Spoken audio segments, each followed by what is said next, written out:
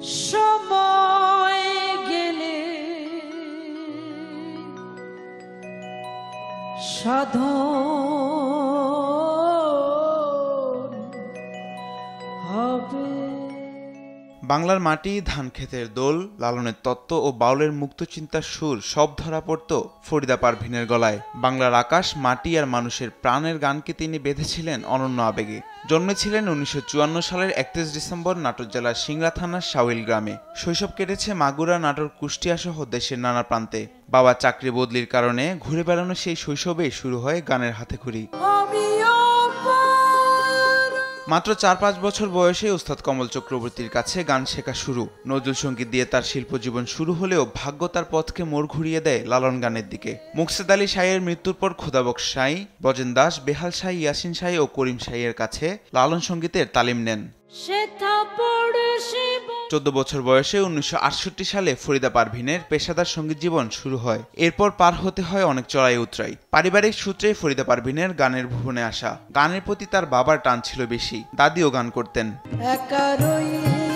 স্বাধীনতার পর ফরিদা পারভীন ঢাকায় চলে আসেন। তার গাওয়া গান দিয়ে ট্রান্সক্রিপশন সার্ভিস শুরু হয়। তার কণ্ঠে খাঁচার ভিতর অচিন পাখি, সময় গেলে সাধন হবে না, বাড়ির কাছে আরশিনগর এসব গান কেবল সুর বা কথা নয়, মানুষের অনুভব, বেদনা, আশা ও আধ্যাত্মিকতার প্রতিচ্ছবি।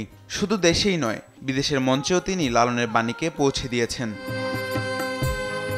লালন সম্রাজ্ঞী খ্যাত লোকসঙ্গীতের এই মহিরুহ শুধু লালন শিল্পী হিসেবেই সুপরিচিত নন, তার কণ্ঠে বেশ কিছু আধুনিক ও দেশের গান জনপ্রিয় হয়। তোমরা ভুলে গেছো মল্লিকাদির নাম, এ দেশ আমার, এই পদ্মা, এই মেঘনার মতো গানগুলো পুলক জাগায় শ্রোতার মনে।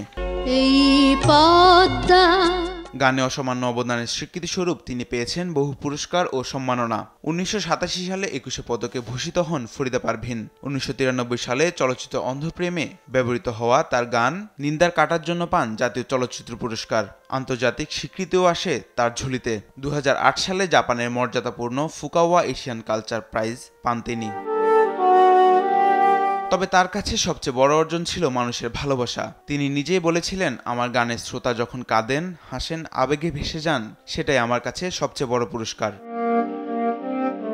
ফরিদা পারভীন ছিলেন জনপ্রিয় গীতিকার ও সুরকার আবু জাফরের স্ত্রী।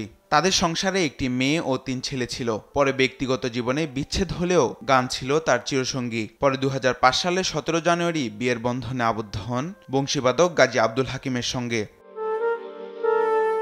লোকসঙ্গীতের এই মহিরুহ শুধু একটি কণ্ঠস্বর ছিলেন না, তিনি ছিলেন মানুষের অনুভবের এক বেদনার, এক আশার দর্পণ। এই পৃথিবী থেকে তিনি বিদায় নিয়েছেন, তবে তার গান সবসময় মনে করিয়ে দেবে মানুষের আত্মা সুন্দর, মুক্ত, সত্যের পথে চলতে চায়।